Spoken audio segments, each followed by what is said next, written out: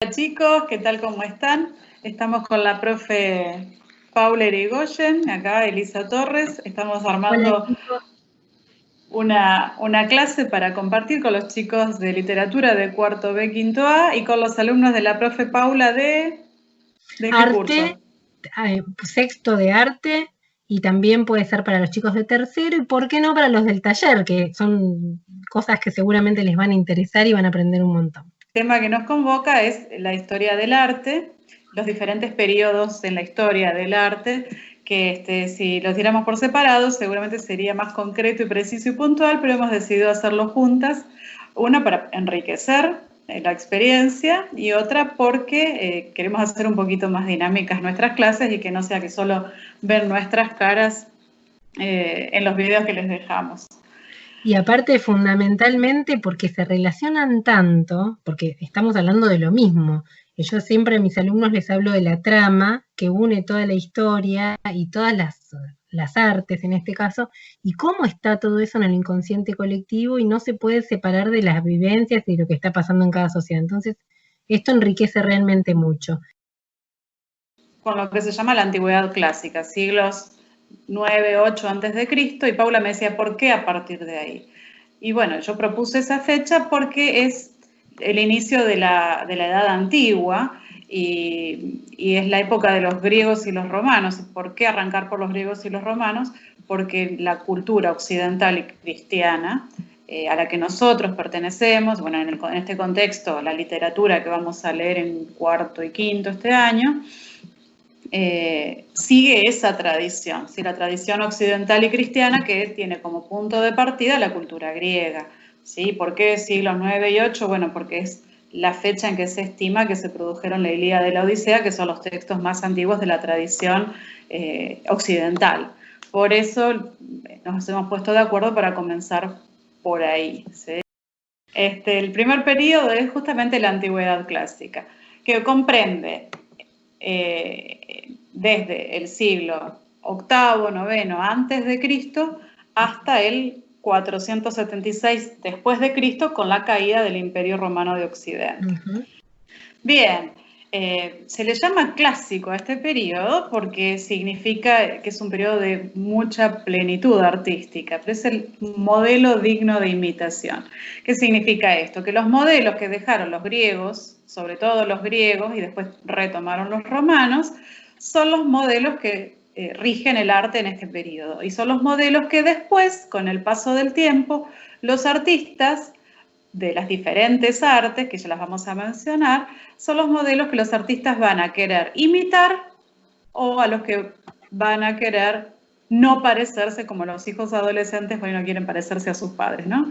Pero bueno, los griegos y los romanos en este periodo de la antigüedad clásica sentaron las bases de lo que es toda la cultura occidental y por supuesto todo lo que es el arte occidental. Y esas artes comprenden, recién les decía que les íbamos a hablar sobre esto, la escultura, que es la que más le gusta a la profe Paula, la pintura, la danza, la música, la arquitectura, la literatura y el teatro, ¿sí? Son las 7 artes tradicionales. Nosotros vamos a detenernos en 4 porque no podemos abarcar todo, vamos a mencionarles un poquito, bueno, las artes plásticas, que es lo que más le gusta a la profe Paula, que en realidad va a abarcar pintura y escultura, así que ya tenemos 2 ahí. Vamos a mencionar un poco de pasada la arquitectura, que por ahí es lo que más tenemos presente visualmente nosotros. En realidad ustedes ven esto y tal vez les cueste reconocerlo como griego, porque tiene muchos elementos todavía, incluso de tipo egipcio.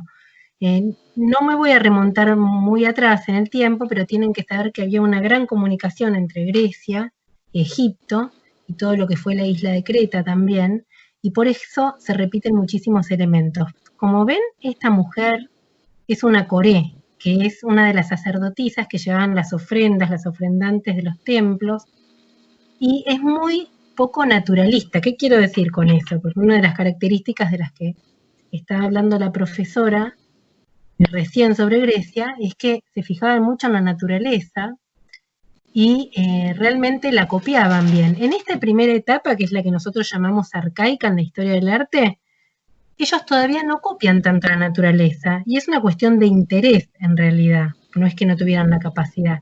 ven que es bastante geométrica, cómo se repiten las líneas en el cabello. Y además hay un detalle que tiene que ver justamente con lo clásico, que es que buscan un equilibrio, una medida perfecta, una simetría, una armonía. Entonces también por eso las líneas puras, ¿no, profe? Sí, para ellos del equilibrio. Totalmente. No vamos a ver ninguna escultura griega que esté realmente en desequilibrio. Vamos a ver que las más desequilibradas son las del último periodo y se las voy a mostrar, pero siempre la belleza, la armonía y la medida que conocen con el nombre de canon va a estar presente. Bueno, en este primeros tipos de escultura, acá tengo otra, miren, para mostrarle, que también pertenece al periodo arcaico. ¿Ven que son duras? Digo claro, que son duras, claro, estáticas, quiere decir arte hierático, así se llamaba, y lo usaban los egipcios, ¿no? Para mostrar algo. En este caso es un coré, que es uno de los atletas que ganaban las Olimpiadas y se convertían en dioses. Tienen muchísimos del periodo arcaico. Pero bueno, ahora lo que nos vamos a concentrar es el periodo clásico. ¿Por qué? ¿Qué tiene el periodo clásico? Tiene la perfecta armonía de la que hablaba la profe Lisa, y la perfecta armonía está basada en esa medida a la que ellos llaman canon. Este es el discóbolo de Milón. Nos sirve para entender de todas maneras esto del canon. ¿A qué llamaban ellos? Lo inventó Praxísteles, que fue uno de los escultores. En este momento de la historia del arte, ser escultor y ser arquitecto estaba todo dentro de lo que era el mismo oficio, y vamos a ver que a lo largo de la historia del arte eso se repite. Pero sí, sigue siendo, por lo menos hasta el Renacimiento sigue siendo así. Sigue siendo así. Fíjense esto del canon. Si bien la posición de este atleta, que acuérdense que el que ganaba las Olimpiadas se convertía, tenía estatus de dios, por eso hacían sus esculturas.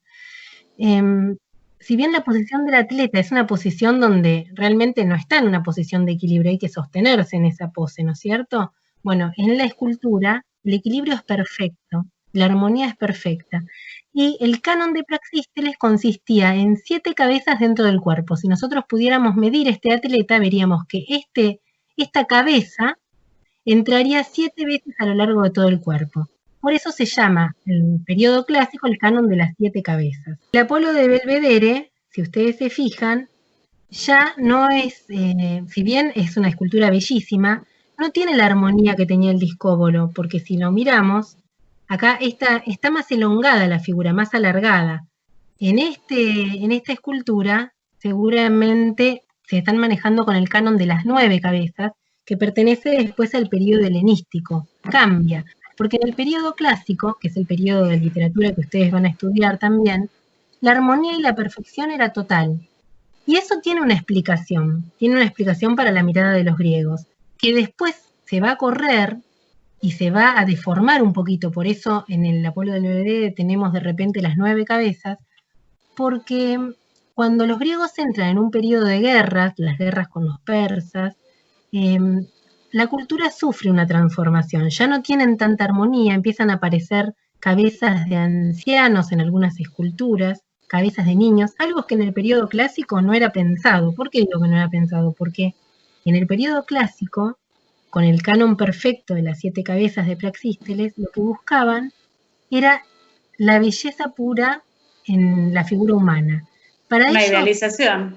Totalmente, una idealización era una mezcla entre la naturaleza, porque copiaban la naturaleza, pero no una manera realista. Sí. El nombre técnico, la mímesis, porque después esto de la copia de la naturaleza se llama, o le llaman mímesis, ¿sí? De ahí la palabra mimético, la palabra mimo, que significa copiar justamente. En literatura también va a aparecer esto. Adelante, profe, perdón. No es nada, está perfecto.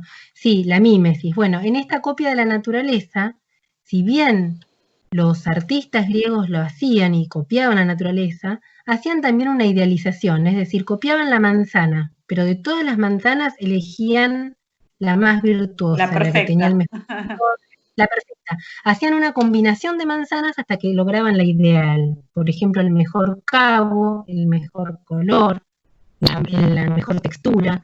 Con la figura humana pasaba lo mismo, elegían los hombres perfectos, el mejor cuerpo, la mejor nariz, la mejor boca, y se repetían incluso en la manera de hacerlo, porque ¿qué era lo que querían?